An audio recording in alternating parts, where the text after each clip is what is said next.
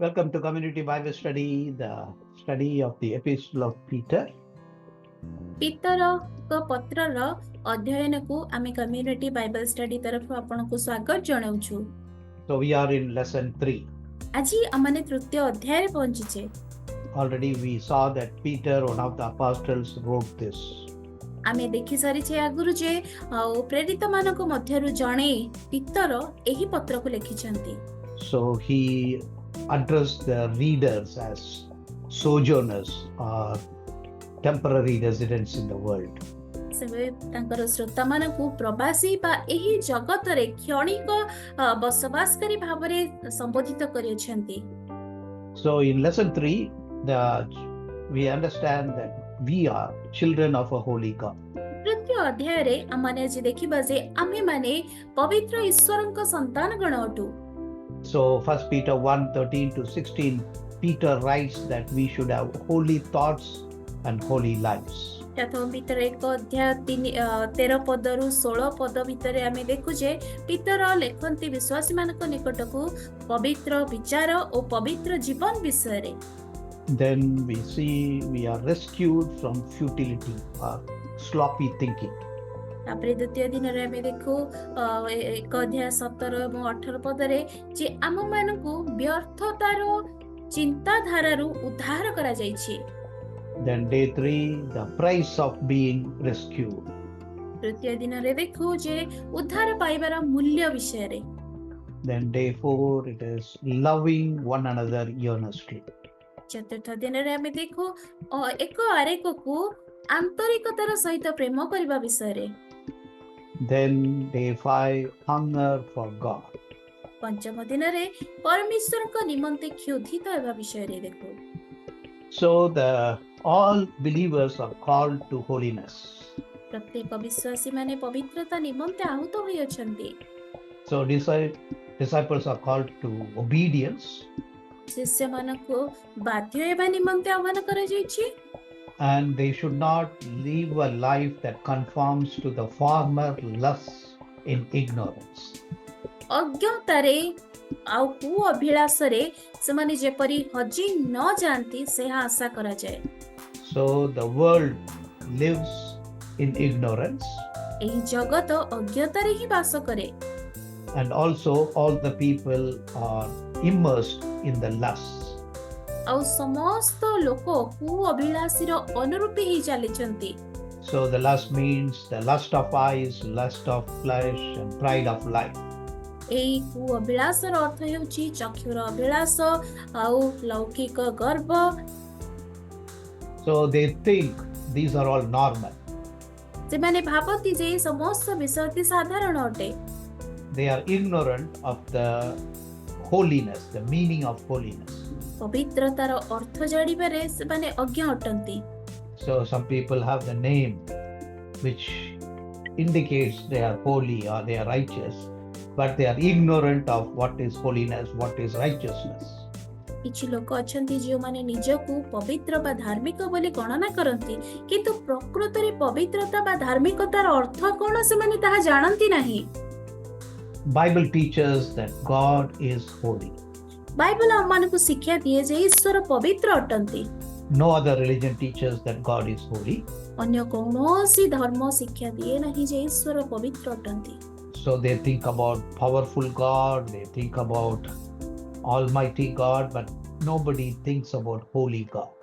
ସେମାନେ ପରାକ୍ରମୀ ପରମେଶ୍ୱର ଏବଂ ସର୍ବଶକ୍ତିମାନ ପରମେଶ୍ୱରଙ୍କ ଠାରେ ବିଶ୍ୱାସ କରନ୍ତି ବା ସେ ବିଷୟରେ ବିଚାର କରନ୍ତି, କିନ୍ତୁ କେହି ପବିତ୍ର ଈଶ୍ୱରଙ୍କ ବିଷୟରେ କେହି ଚିନ୍ତା କରନ୍ତି ନାହିଁ। So only Bible teaches that God is holy. କେବଳ ବାଇବଲ ହିଁ ଶିକ୍ଷା ଦିଏ ଯେ ଈଶ୍ୱର ପବିତ୍ର ଅଟନ୍ତି। So that means moral purity. ଏହାର ଅର୍ଥ ନୈତିକ ଶୁଦ୍ଧତା। So that means in the thoughts, in the deeds, in the relationship, there is purity, there is holiness. ଏହାର ଅର୍ଥ ଆମମାନଙ୍କର ଚିନ୍ତାଧାରା, ଆମମାନଙ୍କର କାର୍ଯ୍ୟ, ଏ ସମସ୍ତ କ୍ଷେତ୍ରରେ ପବିତ୍ରତା ବା ନୈତିକତା ରହିଛି।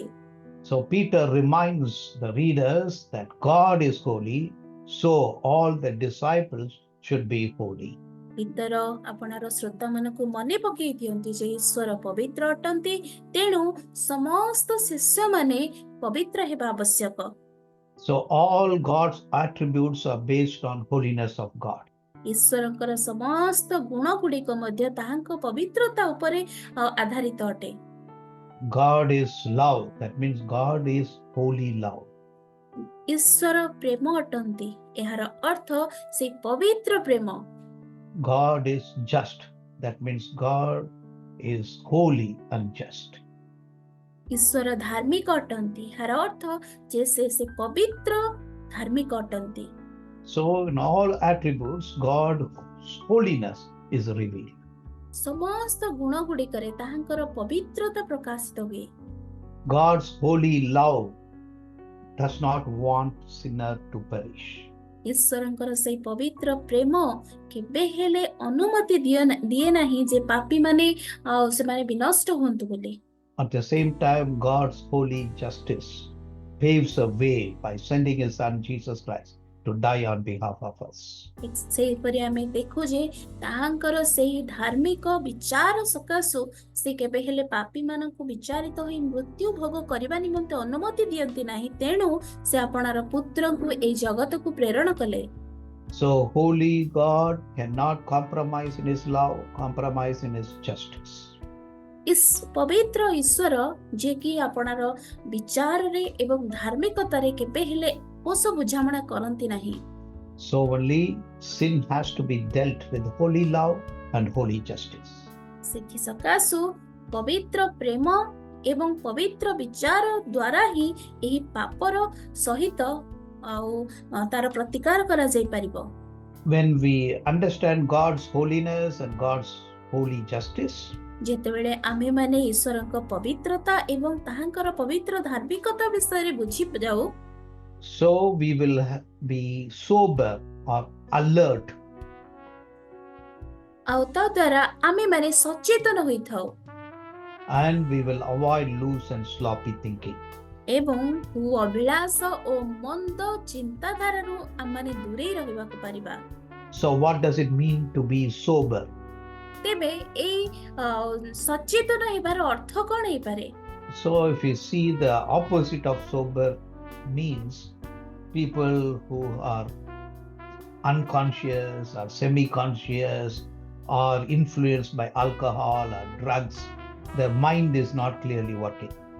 ଯେତେବେଳେ ଆମେମାନେ ଏହି ଶବ୍ଦ ସଚେତନ ବିଷୟରେ ଶୁଣୁ, ସେତେବେଳେ ଆମେ ଭାବୁ ଯେ ତାର ଅପୋଜିଟରେ ଯୋଉ ଶବ୍ଦ ଗୁଡ଼ିକ ଆଉ ବେଳେବେଳେ ଅସଚେତନ କୁହାଯାଏ, ଯୋଉମାନେ କି ନିଶା ଦ୍ରବ୍ୟରେ ସେମାନେ ମାତାଲ ହେଇକି ଥାନ୍ତି, ଆଉ ଯୋଉମାନେ କୌଣସି ବିଷୟକୁ ଜାଣିପାରନ୍ତି ନାହିଁ କିମ୍ବା ଶୋଇକି ଥାନ୍ତି, ଆମେ ସେଇଭଳିଆ ଲୋକମାନଙ୍କୁ ଭାବୁ ଯେ ସେମାନେ ଅସଚେତନ ଅଟନ୍ତି ବୋଲି। So if you are not sober, you are going to be having loose and sloppy thinking. ଯଦି ଆମେମାନେ ସଚେତନ ହେଉନାହିଁ, ତାହାର ଅର୍ଥ ଆମେମାନେ କିଛି ହରେଇବା ପାଇଁ ଚାହୁଁଛେ ଆଉ ମନ୍ଦତାର ଚିନ୍ତାଧାରାରେ ଆମମାନେ ବୁଡ଼ିକି ରହୁଛେ। Our thoughts are very important. ଆମମାନଙ୍କର ଚିନ୍ତାଧାରା ଅତି ଗୁରୁତ୍ୱପୂର୍ଣ୍ଣ ଅଟେ। So God judges our thoughts. ଈଶ୍ୱର ଆମମାନଙ୍କର ଚିନ୍ତାଧାରାର ବିଚାର କରନ୍ତି। So if you have intention or motivation to be wicked or evil or do evil thing, that also will be judged. ଯଦି କୌଣସି ମନ୍ଦ କାର୍ଯ୍ୟ କରିବା ପାଇଁ ଯୋଜନା ରହିଥାଏ କିମ୍ବା କୌଣସି ମନ୍ଦ ଚିନ୍ତାଧାରା ମନରେ ଆସେ, ତାହାର ମଧ୍ୟ ବିଚାର କରାଯିବ। So if a man looks at a woman with the evil intention, he has already committed adultery with her. ଯଦି ଜଣେ ବ୍ୟକ୍ତି ଜଣେ ନାରୀ ପ୍ରତି ମହିଳା ପ୍ରତି କୌଣସି ମନ୍ଦତାର ଦୃଷ୍ଟିରେ ବା କୁଅଭିଳାଷରେ ତାକୁ ଦେଖିଲାଣି, ତାର ଅର୍ଥ ସେ ତା ସହିତ ମନେ ମନେ ପାପ କଲାଣି। That is loose and sloppy thinking. ଏହି ସମସ୍ତ ହେଉଛି କୁଅଭିଳାଷ ଏବଂ ମନ୍ଦତାର ଚିନ୍ତାଧାରା। If we don't control our thoughts, we cannot control our body. ଯଦି ଆମେମାନେ ନିଜର ଚିନ୍ତାଧାରାକୁ ନିୟନ୍ତ୍ରିତ କରିପାରୁନାହେଁ, ତେବେ ଆମେ ନିଜ ଶରୀରକୁ ମଧ୍ୟ ନିୟନ୍ତ୍ରଣ କରିପାରିବା ନାହିଁ। So sober-minded means self-controlled and self-disciplined. ସଚେତନ ମନା ଏହାର ଅର୍ଥ ହେଉଛି ଆତ୍ମସଂଯମ ଏବଂ ଆତ୍ମଶୃଙ୍ଖଳା। What is self-controlled? ତେବେ ସେଇ ଆତ୍ମନିୟନ୍ତ୍ରଣ ହେବାର ଅର୍ଥ କ'ଣ? That means we have control over our thoughts. ଏହାର ଅର୍ଥ ଆମ ନିଜର ଭାବନା ଉପରେ ଆମର ନିୟନ୍ତ୍ରଣ ରହିଛି। We have control over our anger. ଆମ କ୍ରୋଧ ଉପରେ ନିୟନ୍ତ୍ରଣ ରହିଛି। We have control over our words. ଆମର କଥାବାର୍ତ୍ତା ଉପରେ ମଧ୍ୟ ନିୟନ୍ତ୍ରଣ ରହିଛି। We have our control over our whole body. ସମସ୍ତ ଶରୀର ଉପରେ ଆମର ନିୟନ୍ତ୍ରଣ ରହିଛି। So we train our body to be subject or obedient to our mind or our spirit. ଆମର ମନ ବା ଆତ୍ମା ପ୍ରତି ବଶୀଭୂତ ହେବା ପାଇଁ ଆମେ ଆମ ଶରୀରକୁ ସେ ପ୍ରକାର ଭାବରେ ପ୍ରଶିକ୍ଷିତ କରାଇଅଛେ। So as Peter says, we have to be self-disciplined. Paul also says we have to discipline our body. ପିତର ଯେପରି କୁହନ୍ତି ଯେ ଆମମାନଙ୍କୁ ଆତ୍ମ ଶୃଙ୍ଖଳିତ ହେବାର ଅଛି, ପାଉଲ ମଧ୍ୟ କୁହନ୍ତି ଆମେ ନିଜ ଶରୀରକୁ ଶୃଙ୍ଖଳାରେ ରଖିବାର ଅଛି। So many people obey what the body demands. ଅନେକ ବ୍ୟକ୍ତି ଶରୀରର ଚାହିଦାକୁ ପୂରଣ କରିବାରେ ବାଧ୍ୟ ହୁଅନ୍ତି। So they are led by the body, or they are guided by the body. ସେମାନେ ସେ ଶରୀର ଦ୍ୱାରା ପରିଚାଳିତ ହୁଅନ୍ତି। So for example, I have to go to office at 9 o'clock. ଏହାର ଗୋଟେ ଉଦାହରଣ ହେଉଛି ଯେ ମନେକର ମୋତେ 9ଟା ବେଳେ ଅଫିସରେ ଯାଇକି ପହଞ୍ଚିବାର ଅଛି। So my body says, let me sleep up to 8:55. କିନ୍ତୁ ମୋ ଶରୀର କହୁଛି ଯେ ମୁଁ 8:55 ପର୍ଯ୍ୟନ୍ତ ଶୋଇବି। So that means if I obey that, that means I am led by the body. ଆଉ ଯଦି ମୁଁ ତାହା ପାଳନ କରୁଅଛି ତାହାର ଅର୍ଥ ଯେ ମୁଁ ମୋର ଶରୀର ଦ୍ୱାରା ପରିଚାଳିତ ହେଉଛି। So I tell the body, no, you have to wake up at 8:30. You have to be ready by 8:45. You have to leave. ମୋତେ ମୋ ଶରୀରକୁ କହିବାକୁ ହବ ନାହିଁ ମୋତେ 8:30 ବେଳକୁ ଉଠିବା ଦରକାର, ଆଉ 8:45 ସୁଦ୍ଧା ଯେମିତି ମୁଁ ପ୍ରସ୍ତୁତ ହେଇକି ଯାଇକି ବାହାରି ଯାଇଥିବି। So some are smartphone controlled rather than self-control. କେହି ଆତ୍ମନିୟନ୍ତ୍ରିତ ହେବା ପରିବର୍ତ୍ତେ ସେମାନଙ୍କର ସ୍ମାର୍ଟଫୋନ୍ ତାଙ୍କୁ ନିୟନ୍ତ୍ରଣ କରିକି ରଖେ। So they wake up at 4 o'clock for some purpose, then they immediately start looking at the smartphone. ସେମାନେ କୌଣସି କାର୍ଯ୍ୟ ନିମନ୍ତେ ଧରାଯାଉ 4ଟା ବେଳେ ଉଠିଥିବେ, ତଥାପି ବି ଯୋଉ ମୋବାଇଲ ଫୋନ୍ ଧରିକି ବା ସ୍ମାର୍ଟଫୋନ୍ ଧରିକି ସେ ଫୋନ୍ରେ ହିଁ ଲାଗିଥିବେ। So they don't think that they can pray, they don't think they can read the Bible, they are not self-disciplined. ସେମାନେ ଭାବନ୍ତି ନାହିଁ ଯେ ଏ ସମୟକୁ ପ୍ରାର୍ଥନା କରିବେ କିମ୍ବା ବାଇବଲ ପଢ଼ିବାରେ ବିନିଯୋଗ କରିବେ, କିନ୍ତୁ ସେମାନେ ଆତ୍ମ ନିୟନ୍ତ୍ରଣ କରିପାରନ୍ତି ନାହିଁ। If we are not self-controlled and self-disciplined, that means we have futility in thinking or foolish thinking. ଯଦି ଆମମାନଙ୍କ ଭିତରେ ସେ ଆତ୍ମ ନିୟନ୍ତ୍ରଣର ଏବଂ ଆତ୍ମ ସଂଯମତା ଏବଂ ଆତ୍ମ ଶୃଙ୍ଖଳାର ବିଷୟ ନାହିଁ, ତେବେ ଆମମାନଙ୍କର ଚିନ୍ତାଧାରା ଆମମାନଙ୍କର କାର୍ଯ୍ୟ ସବୁ ବ୍ୟର୍ଥ। So Peter reminds that we have to be different, holy, because we are purchased or bought for a price. ପିତର ମନେ ପକେଇ ଦିଅନ୍ତି ଯେ ଆମମାନଙ୍କୁ ଭିନ୍ନ ଭାବରେ ଜୀବନଯାପନ କରିବାକୁ ପଡ଼ିବ, କାରଣ ଆମେମାନେ ବହୁମୂଲ୍ୟ ରକ୍ତ ଦ୍ୱାରା କିଣା ଯାଇଅଛେ। So Peter writes, believers are not redeemed by corruptible the things of the world. ପିତର ଲେଖନ୍ତି ଯେ ବିଶ୍ୱାସୀମାନେ ଏହି ଜଗତର ବସ୍ତୁ କିମ୍ବା କୌଣସି କ୍ଷୟଣୀୟ ବସ୍ତୁ ଦ୍ୱାରା କ୍ରୟ କରାଯାଇନାହାନ୍ତି। Even gold will perish, silver will perish. ଏପରିକି ସୁନା ରୂପା ମଧ୍ୟ କ୍ଷୟ ପାଇବ। So God did not purchase us with all these worldly, temporal, mundane things. ଏହି ସମସ୍ତ ପ୍ରକାର କ୍ଷଣିକ ସମ୍ପଦ ଦ୍ୱାରା ଈଶ୍ୱର ଆମମାନଙ୍କୁ କ୍ରୟ କରିନାହାନ୍ତି। We are purchased by the blood of the Lamb of God. ଆମେମାନେ ମେଷ ଶାବକଙ୍କ ରକ୍ତ ଦ୍ୱାରା କ୍ରୟ କରାଯାଇଛେ। So Peter must have remembered when John the Baptist pointed to Jesus Christ and said, this is the Lamb of God that taketh away the sin of the world. ପିତର ନିଶ୍ଚିତ ଭାବରେ ବାପ୍ତିଜକ ଯୋହନଙ୍କର ସେହି କଥାକୁ ମନେ ପକେଇଥିଲେ, ଯାହା ସେ କହିଥିଲେ, ଏହି ଦେଖ ଈଶ୍ୱରଙ୍କ ମେଷ ଶାବକ ଯିଏ ଜଗତର ପାପ ବହି ନେଇଯାଆନ୍ତି। So he came into this world. Lord Jesus Christ came into this world to be the sacrifice, the Lamb of God. ଈଶ୍ୱରଙ୍କର ବଳିକୃତ ମେଷ ହେବା ପାଇଁ ପ୍ରଭୁ ଯୀଶୁ ଖ୍ରୀଷ୍ଟ ଏହି ଜଗତକୁ ଆସିଥିଲେ। So Peter also says it's before the formation of the world. ପିତର ମଧ୍ୟ କୁହନ୍ତି ଏହା ଏହି ପୃଥିବୀର ଏହି ଜଗତର ପତନ ପୂର୍ବରୁ ହୋଇଥିଲା। So before Genesis 1 happened, God knew that the world will be created. Adam and Eve will sin, and there will be generations after generations, and we will be born in this world. ଆଦି ପୁସ୍ତକ 1 ଅଧ୍ୟାୟ ପୂର୍ବରୁ ମଧ୍ୟ ଈଶ୍ୱର ଜାଣିଥିଲେ ଯେ ଜଗତ ସୃଷ୍ଟି ହବ, ଆଦମ ହବା ମଧ୍ୟ ସେମାନେ ପାପ କରିବେ, ତାପରେ ବଂଶ ପରେ ପିଢ଼ି ଆଗାମୀ ଦିନକୁ ବଢି ଚାଲିବେ, ଆଉ ଆମ୍ଭେମାନେ ମଧ୍ୟ ସୃଷ୍ଟି ହେବା ଏ ବିଷୟରେ ଜାଣିଥିଲେ। So before the world was formed, God knows our name. God knows us. ଏହି ଜଗତ ଆରମ୍ଭ ହେବା ପୂର୍ବରୁ ଈଶ୍ୱର ଆମମାନଙ୍କର ନାମ ଜାଣନ୍ତି, ସେ ଆମମାନଙ୍କୁ ଜାଣନ୍ତି। So we are purchased or bought for a price, that is the precious blood of our Lord Jesus Christ. ଆମେମାନେ ବହୁମୂଲ୍ୟ ରକ୍ତ ଦ୍ୱାରା କ୍ରୟ କରାଯାଇଛେ, ଯାହା ଆମମାନଙ୍କର ପ୍ରଭୁ ଯୀଶୁଖ୍ରୀଷ୍ଟଙ୍କ ରକ୍ତ ଦ୍ୱାରା। So all the believers have one relationship, that is blood relationship, that is blood of Lord Jesus Christ relationship. ତେଣୁ ପ୍ରତ୍ୟେକ ବିଶ୍ୱାସୀ ମାନଙ୍କର ଗୋଟିଏ ସମ୍ପର୍କ ରହିଛି, ରକ୍ତ ସମ୍ପର୍କ, ଆଉ ସେଇ ରକ୍ତ ହେଉଛି ପ୍ରଭୁ ଯୀଶୁଖ୍ରୀଷ୍ଟଙ୍କ ରକ୍ତ। So we are all children of the Holy God. ଆମେମାନେ ସମସ୍ତେ ପବିତ୍ର ଈଶ୍ୱରଙ୍କ ସନ୍ତାନ ଅଟୁ। So the believers, the church is a holy community. ମଣ୍ଡଳୀ ବିଶ୍ୱାସୀ ମାନଙ୍କର ସମାରୋହ ଏକ ପବିତ୍ର ଆଉ ତାହା ପବିତ୍ର ସମ୍ପ୍ରଦାୟ ଅଟେ। So only Peter says, because you are purchased by the blood of Christ, love one another fervently. ପିତର କୁହନ୍ତି ଯେ ଯେହେତୁ ତୁମେମାନେ ବହୁମୂଲ୍ୟ ରକ୍ତ ଦ୍ୱାରା କ୍ରୟ କରାଯାଇଛ, ତେଣୁ ଏକ ଆରେକକୁ ଆନ୍ତରିକତାର ସହିତ ପ୍ରେମ କର। It is not a love which is just a formality. ଏହା ସେହି ପ୍ରକାର ପ୍ରେମ ନୁହେଁ ଯାହାକି ଏକ ସାଧାରଣ ଭାବରେ ଅଟେ। So formality means if you say hello, I will say hello. If you give me food, I will give you food. If you invite me to the birthday, I will invite to the birthday. So that is transactional love. ସାଧାରଣ ପ୍ରେମ ଯଦି ଆମମାନେ କହିବା, ଆମେ କାହା ସହିତ ଦେଖା ହଉଛି, କଥା ହଉଛେ, ହାଲୋ ହାଇ କରୁଛେ, କିମ୍ବା ଆମର କୌଣସି ବିଶେଷ କାର୍ଯ୍ୟକ୍ରମ ରହିଲେ ଆମେ ତାଙ୍କୁ ନିମନ୍ତ୍ରଣ କରୁଛେ, ସେ ଆମକୁ ନିମନ୍ତ୍ରଣ କରୁଛି, ଏହି ପ୍ରକାର ପ୍ରେମ ନୁହେଁ। It says fervently. ସେ କୁହନ୍ତି ଆନ୍ତରିକତାର ସହିତ ପ୍ରେମ କର। So that means it should originate from the pure heart.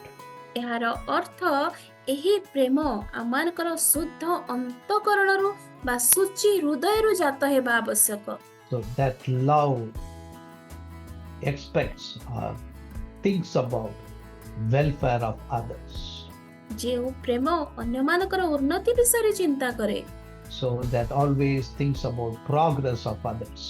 ଯେ କି ଅନ୍ୟମାନଙ୍କର ଉନ୍ନତି ବିଷୟରେ ଚିନ୍ତା କରେ, That is willing to sacrifice to help others. ଅନ୍ୟମାନଙ୍କୁ ସାହାଯ୍ୟ କରିବା ନିମନ୍ତେ ମନୋଭାବ ରଖେ। So we have to love one another, all who are born again. ଯେ କେହି ପୁନର୍ଜନ୍ମ ପ୍ରାପ୍ତ, ଆମେ ପରସ୍ପର ଏକ ଆରେକକୁ ପ୍ରେମ କରିବା ଉଚିତ। So they may be speaking different language. ହୁଏତ ସେମାନେ ଭିନ୍ନ ପ୍ରକାରର ଭାଷା କହିଥାନ୍ତି, They may belong to different caste or tribe. ଭିନ୍ନ ଭିନ୍ନ ଜାତି କିମ୍ବା ଗୋଷ୍ଠୀର ଲୋକ ହେଇଥାନ୍ତୁ, They may be educated or uneducated. ହୁଏତ ସେମାନେ ଶିକ୍ଷିତ ବା ଅଶିକ୍ଷିତ ହେଇଥାନ୍ତୁ, So they may have high income or low income. ତାଙ୍କର ଆୟ ଅଧିକା ହେଇଥାଉ କି କମ ହେଇଥାଉ, So those who are born again are brothers and sisters. କିନ୍ତୁ ଯେ କେହି ପୁନର୍ଜନ୍ମ ପ୍ରାପ୍ତ ପ୍ରତ୍ୟେକ ଭାଇ ଭଉଣୀ ଅଟନ୍ତି। So this love is not artificial love. This is the love which is divine love, because God has put us divine nature in our life. ଏହି ପ୍ରେମ ଏହା କୌଣସି ପ୍ରକାର ଏକ ମିଛ ବା ଭ୍ରାନ୍ତ ପ୍ରେମ ନୁହେଁ, କିନ୍ତୁ ଏହା ଐଶ୍ୱର୍ଯ୍ୟ ପ୍ରେମ ଅଟେ, କାରଣ ଏହି ପ୍ରେମ ଈଶ୍ୱର ଆମମାନଙ୍କ ହୃଦୟରେ ସ୍ଥାପନ କରିଅଛନ୍ତି। So we cannot love with our own emotions. We need the spirit of love, the spirit of God, which indwells in us, so that it helps us to love others. ତେଣୁ ଏହି ପ୍ରେମ ଆମେମାନେ କେବେ ହେଲେ ନିଜର ଭାବନାରୁ କିମ୍ବା ଆମମାନଙ୍କ ମଧ୍ୟରୁ ଆମେ ଜାତ କରାଇ ପାରିବା ନାହିଁ। କେବଳ ଈଶ୍ୱରଙ୍କ ଆତ୍ମାଙ୍କ ଦ୍ୱାରା, ଯୋଉ ଆତ୍ମା ଆମମାନଙ୍କ ମଧ୍ୟରେ ବାସ କରନ୍ତି, ସେଇ ଆତ୍ମାଙ୍କ ସହାୟତାରେ ଆମେମାନେ ଏହି ଐଶ୍ୱର୍ଯ୍ୟ ପ୍ରେମ ପ୍ରକାଶ କରିବାରେ ସକ୍ଷମ ହୋଇପାରିବା। So love is not a chemistry, love is not an emotion, love has to be the spirit. ପ୍ରେମ ଏହା କୌଣସି ଭାବନା ନୁହେଁ, ଏହା କେମିଷ୍ଟ୍ରି ନୁହେଁ, କିନ୍ତୁ ଆତ୍ମାଙ୍କ ଦ୍ୱାରା ପରିଚାଳିତ ହେବା ଆବଶ୍ୟକ। Then Peter writes, the word of God endures forever. ତାପରେ ଭିତରେ ଲେଖନ୍ତି ଈଶ୍ୱରଙ୍କ ବାକ୍ୟ ଅନନ୍ତ କାଳ ସ୍ଥାୟୀ ଅଟେ। So he says human beings are like grass, they will wither off. ସେ କୁହନ୍ତି ଯେ ମନୁଷ୍ୟ ଘାସ ସଦୃଶ ଅଟେ, ଯିଏକି ଶୁଷ୍କ ହେଇଯିବ। So in other place he says all that you see, the world will be burnt by fire. ଆଉ ଅନ୍ୟ କ୍ଷେତ୍ରରେ ସେ କୁହନ୍ତି ଯେ ତୁମେ ଏଇ ଜଗତରେ ଯାହା ସବୁ ଦେଖୁଛ ସେ ସମସ୍ତ କିଛି ଅଗ୍ନି ଦ୍ୱାରା ଜଳିଯିବ। The word of God endures forever. କିନ୍ତୁ ଈଶ୍ୱରଙ୍କ ବାକ୍ୟ ଅନନ୍ତ କାଳ ସ୍ଥାୟୀ ଅଟେ। Those who live by the word of God, those who do the will of God, will also endure forever.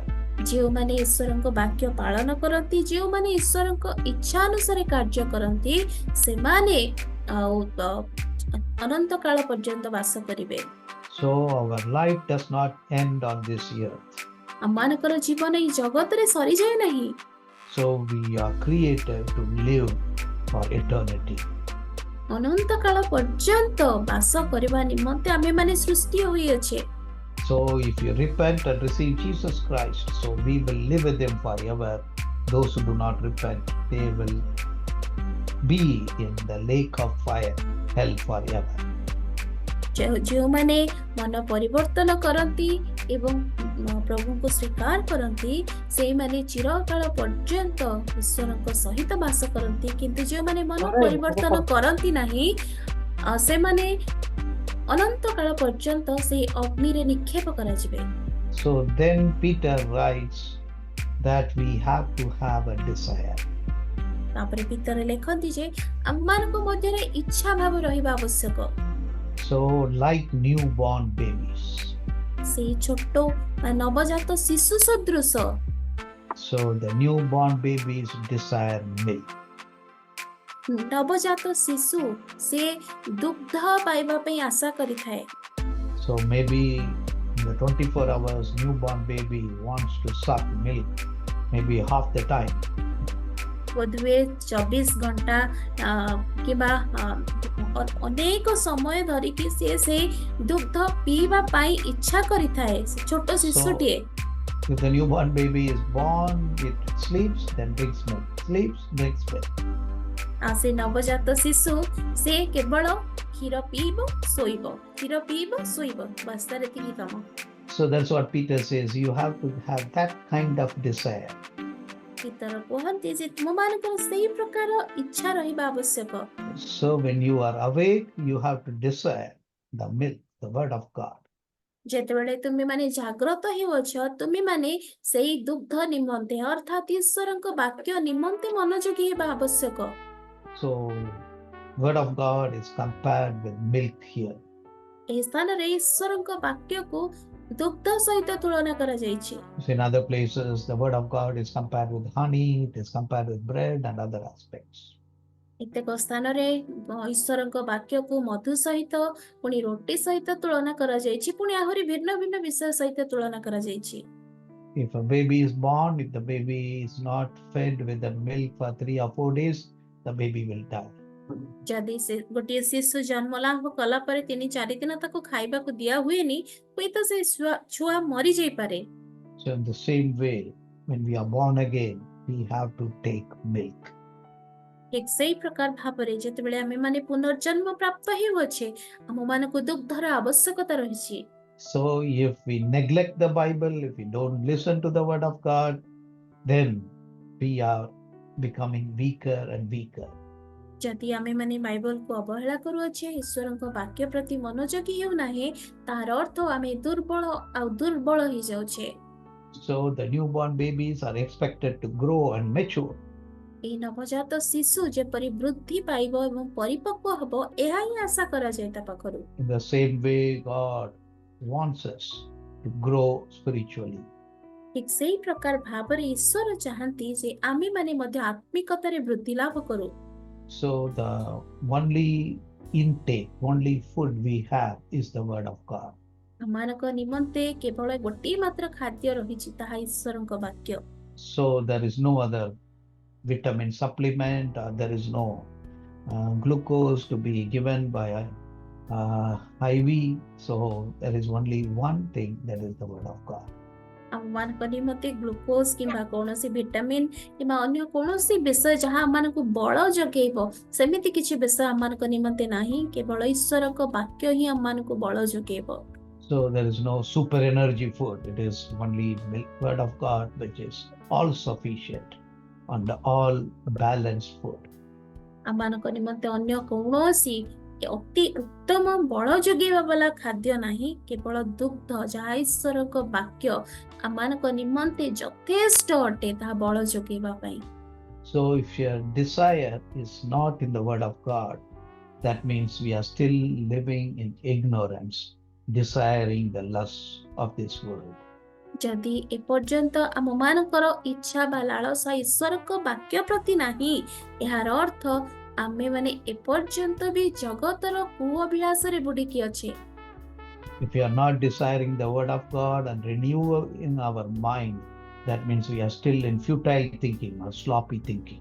ଯଦି ଈଶ୍ୱରଙ୍କ ବାକ୍ୟ ଆମମାନଙ୍କ ମନ ମଧ୍ୟରେ କାର୍ଯ୍ୟ କରୁ ବୋଲି ଆମେମାନେ ଇଚ୍ଛା କରୁନାହିଁ, ଏହାର ଅର୍ଥ ଏପର୍ଯ୍ୟନ୍ତ ବି ଆମେମାନେ ସେଇ କୁଅଭିଳାଷରେ ଏବଂ ମନ୍ଦତାର ଚିନ୍ତାଧାରାରେ ଆମେମାନେ ପରିଚାଳିତ ହେଉଅଛେ। So if you are not desiring the word of God, do not have the discipline of studying the word of God every day, that means we are not self-controlled or self-disciplined.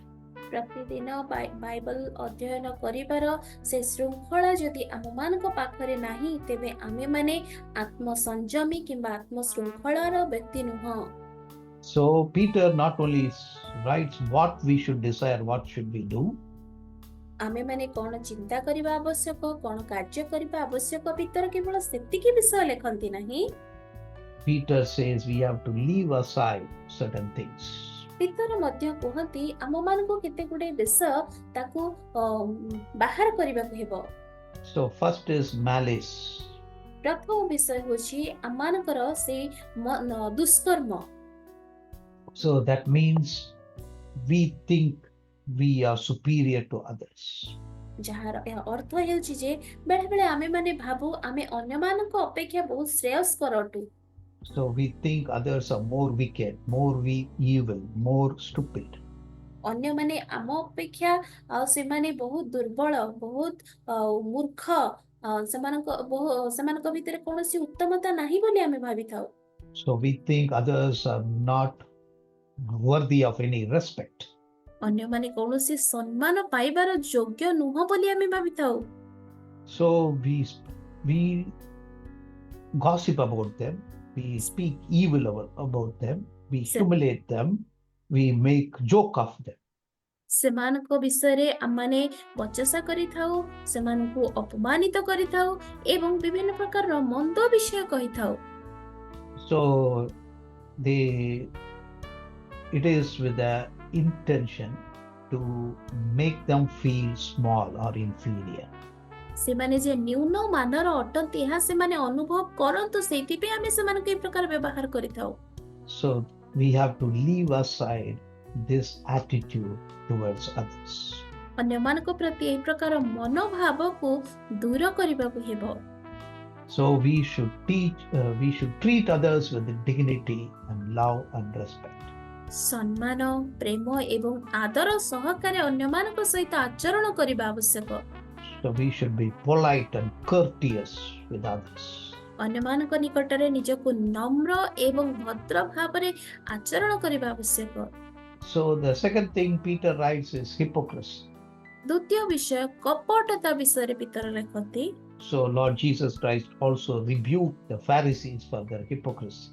ଫାରୁସୀମାନଙ୍କର କପଟତା ସକାଶୁ ପ୍ରଭୁ ଯୀଶୁଖ୍ରୀଷ୍ଟ ମଧ୍ୟ ସେମାନଙ୍କୁ ଭର୍ତ୍ସନା କରିଥିଲେ। So hypocrisy means speaking something and doing something else. କପଟତାର ଅର୍ଥ ହେଉଛି ମୁଖରେ ଗୋଟେ ପ୍ରକାର କଥା କହିବା ଆଉ ଜୀବନରେ ଗୋଟେ କାର୍ଯ୍ୟ କରିବା। So they live a two life. ସେମାନଙ୍କୁ ଦୁଇ ପ୍ରକାରର ଜୀବନ ଶୈଳୀର ଆବଶ୍ୟକ। So like when they come to church on Sundays, they are dressed in white and they hold the Bible, they think, they speak all the spiritual words. ଉଦାହରଣ ସ୍ୱରୂପ ଯେତେବେଳେ ରବିବାର ଦିନ ଗିର୍ଜାକୁ ଆସନ୍ତି, ଧଳା ଡ୍ରେସ୍ ପିନ୍ଧିକି ବାଇବଲ ଧରିକି ଆସନ୍ତି ଆଉ ସେମାନେ ଭାବନ୍ତି ଯେ ସେମାନେ ପବିତ୍ର ଲୋକ। So Monday, if you see them in the street or in the market, they will be using wicked, abusive words. ସୋମବାର ଦିନ ବା ତା ପରଦିନ ଯଦି ଆମେ ତାଙ୍କୁ ବାହାରେ ଦେଖୁ, ସେଇ ବ୍ୟକ୍ତିମାନେ ମନ୍ଦ କଥା କହିବାର, ମନ୍ଦ ପ୍ରକାରର ଆଚରଣ କରିବାର ବେଳେବେଳେ ଦେଖାଯାଏ। So James writes, from the spring there cannot be sweet water as well as salt water coming simultaneously. ଯାକୁବ ଲେଖନ୍ତି ଯେ ଏକ ସ୍ରୋତରୁ କେବେ ହେଲେ ତିକ୍ତ ଜଳ କିମ୍ବା ମିଷ୍ଟ ଜଳ ଏକା ସାଙ୍ଗରେ ବାହାରେ ନାହିଁ। But hypocrites produce two kinds of water. So Sunday one kind of water, Monday to Saturday another kind of water. କିନ୍ତୁ ଏ କପଟି ବ୍ୟକ୍ତିମାନେ ଏମାନେ ଦୁଇ ପ୍ରକାରର ଆଚରଣ ଦେଖାନ୍ତି। ଗିର୍ଜା ଘରେ ଗୋଟେ ପ୍ରକାରର ଆଚରଣ ଆଉ ଅଲଗା ଦିନରେ ସୋମବାର ଠାରୁ ଶନିବାର ଭିତରେ ଆଉ ଗୋଟେ ପ୍ରକାରର ଆଚରଣ। So they are actors, pretenders. They are wearing a mask that they are Christian, but in their heart they are not Christians. ସେମାନେ ବାହିକ ଭାବରେ ଖ୍ରୀଷ୍ଟୀୟ ବିଶ୍ୱାସୀ ବୋଲି ନିଜକୁ ପ୍ରକାଶ କରନ୍ତି, କିନ୍ତୁ ସେମାନଙ୍କ ହୃଦୟ ଭିତରେ ଖ୍ରୀଷ୍ଟୀୟ ଜୀବନର କୌଣସି ସ୍ୱଭାବ ବା ଆଚରଣ ନଥାଏ। So in their external behavior, they behave as if they are the holy of holies, but in their inner heart they have evil intentions and evil desires. ସେମାନଙ୍କର ବାହିକ ଆଚରଣରେ ଅତି ପବିତ୍ର ଲୋକ ବୋଲି ନିଜକୁ ସେମାନେ ଦର୍ଶାନ୍ତି, କିନ୍ତୁ ସେମାନଙ୍କର ଅନ୍ତଃକରଣ ଅପବିତ୍ରତାରେ ପରିପୂର୍ଣ୍ଣ ଥାଏ। Lord Jesus Christ said they are whitewashed tombs. ପ୍ରଭୁ ଯୀଶୁ ଖ୍ରୀଷ୍ଟ କହିଲେ ଯେ ସେମାନେ ଶୁକ୍ଳୀକୃତ ସମାଧି ତୁଲ୍ୟ। So when we see the tombs, it could be made of marble, it could be decorated, but when we excavate it, there will be only bones, it will be stinking. ଆମେ ଯେତେବେଳେ ସମାଧି ଦେଖୁ, ସେ ସମାଧିର ବାହାରକୁ ହୁଏତ ମାର୍ବଲ ପଥରରେ ସଜେଇ ଦିଆଯାଇଥିବ କିମ୍ବା ଚିକ୍ ଚିକ୍ ମାରୁଥିବ, କିନ୍ତୁ ଆମେ ଯେତେବେଳେ ତାକୁ ଖୋଳିବା ତା ଭିତରୁ କେବଳ ଅସ୍ଥି ହିଁ ବାହାରିଥାଏ। So many people look so good, they may use perfumes to attract people, but in the inner heart, they are like tombs stinking. କେହି ବ୍ୟକ୍ତି ସେମାନେ ବହୁତ ସୁନ୍ଦର ଦେଖାଯାଆନ୍ତି ଆଉ ଅନ୍ୟମାନଙ୍କୁ ଆକର୍ଷିତ କରିବା ପାଇଁ ଭଲ ବାସ୍ନା ହେଉଥିବା ଅତର ମଧ୍ୟ ବ୍ୟବହାର କରନ୍ତି, କିନ୍ତୁ ସେମାନଙ୍କର ଭିତର ବହୁତ ଗନ୍ଧିଆ ମଇଳା ଥାଏ। Peter says, leave aside malice, hypocrisy. The third thing is envy. ପିତର କୁହନ୍ତି, ତୁମେମାନେ ଦୁଷ୍କର୍ମ, କପଟ ଏବଂ ଈର୍ଷାକୁ ଦୂର କର। So envy is a sin from the beginning. ଆମେ ଜାଣିଛୁ ଯେ ଏଇ ଈର୍ଷା ଆରମ୍ଭରୁ ହିଁ ଏହା ଗୋଟେ ପାପ ବୋଲି ଦେଖାଯାଏ। Cain was envious about Abel. କଇନ Hebbal ଉପରେ ସେ ଈର୍ଷାଳୁ ହେଲା। So because God accepted Abel's offering and God did not accept Cain's offering. କାରଣ ପରମେଶ୍ୱର ହେବଲଙ୍କର ବଳିକୁ ଗ୍ରହଣ କଲେ, ମାତ୍ର କଇନଙ୍କ ବଳି ଗ୍ରହଣ କରିନଥିଲେ। Instead of being angry with God, he was envious against his brother. ଈଶ୍ୱରଙ୍କ ଉପରେ କ୍ରୋଧ କରିବା ପରିବର୍ତ୍ତେ ସେ ନିଜ ଭାଇ ଉପରେ ଈର୍ଷା କଲା। So he thought because Abel is better than him, God accepted him. ସେ ଭାବିଲା ବୋଧହୁଏ ହେବଲ ମୋ ଠାରୁ ବହୁତ ଭଲ, ସେଇଥିପାଇଁ ପରମେଶ୍ୱର ତାର ବଳିକୁ ଗ୍ରହଣ କଲେ। If he is not there, then God will automatically accept me. ଯଦି ସିଏ ନ ରହିବ, ତେବେ ନିଶ୍ଚିତ ଭାବରେ ଈଶ୍ୱର ମୋ ବଳି ହିଁ ଗ୍ରହଣ କରିବେ। So that was the foolish thinking of Cain. So most of the envious people think like Cain.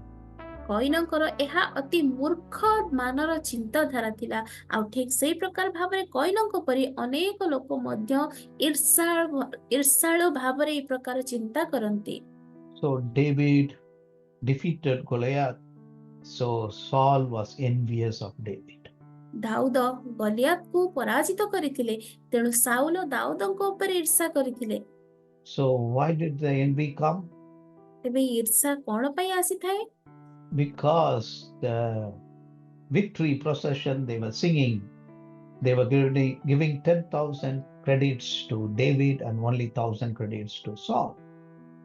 Saul ଆଉ ଦାଉଦଙ୍କ ବିଷୟ ଯେତେବେଳେ ଆମେ ଦେଖୁ, ଯେତେବେଳେ ସେମାନେ ଶୋଭାଯାତ୍ରା କରିକି ଯାଉଥିଲେ ଆଉ ସେଇ ସ୍ଥାନରେ ଲୋକମାନେ ସେମାନେ ଦାଉଦଙ୍କୁ ଶ୍ରେୟ ଦେଲେ ଆଉ କହିଲେ ସାଉଲ ସହସ୍ର ସହସ୍ର ବଧ କଲେ, ମାତ୍ର ଦାଉଦ ଅୟୁତ ବଧ କଲେ। So Saul was not thinking about victory. Saul was not thinking about glory to God. Saul was thinking about himself. Saul ପ୍ରାପ୍ତ ହୋଇଥିବା ବିଜୟ ବିଷୟରେ ଚିନ୍ତା କରିନଥିଲେ, ଈଶ୍ୱରଙ୍କୁ ମହିମା ଦେବା ବିଷୟରେ ଚିନ୍ତା କରିନଥିଲେ, କିନ୍ତୁ ନିଜ ବିଷୟରେ ସେତେବେଳେ ସେ ଭାବୁଥିଲେ। He did not think about the nation has been rescued, delivered. He was thinking about himself. ଦେଶ ଯେ ଉଦ୍ଧାର ପ୍ରାପ୍ତ ହେଲା ସେ ବିଷୟରେ ସେ ଚିନ୍ତା କରିନଥିଲେ, କିନ୍ତୁ ସେ ନିଜ ବିଷୟରେ ଚିନ୍ତା କରୁଥିଲେ। Envy comes because of selfishness. ଏହି ଈର୍ଷା ସ୍ୱାର୍ଥପରତା ସକାଶୁ ହିଁ ଆସେ। So envy is rottenness to bones. ଏହି ଈର୍ଷା ଆମମାନଙ୍କର ଅସ୍ଥି ନିମନ୍ତେ ଆଉ ତାହା କ୍ଷୟ ସ୍ୱରୂପ ହେଇଥାଏ। Peter then writes about evil speaking. ତାପରେ ଯେଉଁମାନେ ମନ୍ଦ କଥାବାର୍ତ୍ତା କରନ୍ତି ସେମାନଙ୍କ ବିଷୟରେ ପିତର ଲେଖନ୍ତି। So we have to understand the words are expression of our mind. ଆମମାନଙ୍କୁ ଜାଣିବା ଆବଶ୍ୟକ ଯେ ଆମମାନଙ୍କର ମନର ଯାହା ଭାବନା ଥାଏ ତାହା ବାକ୍ୟ ଦ୍ୱାରା ହିଁ ପ୍ରକାଶ ପାଇଥାଏ। So our thoughts and ideas are expressed in words. ଆମମାନଙ୍କର ଚିନ୍ତା ଆଉ ଆମମାନଙ୍କର ଧାରଣା ଗୁଡ଼ିକ ବାକ୍ୟ ଦ୍ୱାରା ପ୍ରକାଶିତ ହୋଇଥାଏ। Our thoughts are corrupt or wicked, our speech will be wicked. ଯଦି ଆମମାନଙ୍କର ଚିନ୍ତାଧାରା ମନ୍ଦ ହୁଏ ତେବେ ଆମମାନଙ୍କର କଥାବାର୍ତ୍ତା ମଧ୍ୟ ମନ୍ଦ ହୋଇଯିବ। If our emotions are corrupted, our words will be corrupted. ଯଦି ଆମମାନଙ୍କର ଭାବନା ମନ୍ଦ ତାହେଲେ ଆମମାନଙ୍କର କଥାବାର୍ତ୍ତା ବି ମନ୍ଦ ହବ। If our attitude is not right, our words will not be right. ଯଦି ଆମମାନଙ୍କର ମନୋଭାବ ଠିକ ନ ରହିବ ତେବେ ଆମମାନଙ୍କର କଥାବାର୍ତ୍ତା ମଧ୍ୟ ଠିକ ହେବ ନାହିଁ। Our relationships are not right, our words will not be right. ଯଦି ଆମମାନଙ୍କର ସମ୍ପର୍କ ଠିକ ନ ହେବ ତେବେ ଆମମାନଙ୍କର କଥାବାର୍ତ୍ତା ମଧ୍ୟ ଠିକ ହେବ ନାହିଁ। So we have to speak good. ତେଣୁ ଆମମାନଙ୍କୁ ଉତ୍ତମ କଥାବାର୍ତ୍ତା କରିବାକୁ ହେବ। We have to speak the fruit of the spirit words. ଆତ୍ମାଙ୍କ ଦ୍ୱାରା ପରିଚାଳିତ ହୋଇ ଆତ୍ମାଙ୍କ ଫଳ ଦ୍ୱାରା ପରିଚାଳିତ ହୋଇ ସେ ବାକ୍ୟ କହିବାକୁ ହେବ। The fruit of spirit is love, so you have to speak loving words. Fruit of spirit is peace, speak peaceful words. The fruit of spirit is joy, you have to speak joyful words. All the nine fruit of spirit, we have to speak those words. ଈଶ୍ୱର ଆତ୍ମାଙ୍କ ଫଳ ହେଉଛି ପ୍ରେମ, ଆମକୁ ପ୍ରେମରେ ଆଚରଣ କରିବାକୁ ହେବ। ତାପରେ ଆନନ୍ଦରେ ଆମମାନଙ୍କୁ କଥାବାର୍ତ୍ତା କରିବାକୁ ହେବ। ଶାନ୍ତି ସହକାରେ ଆମମାନଙ୍କୁ କଥାବାର୍ତ୍ତା କରିବାକୁ ହେବ।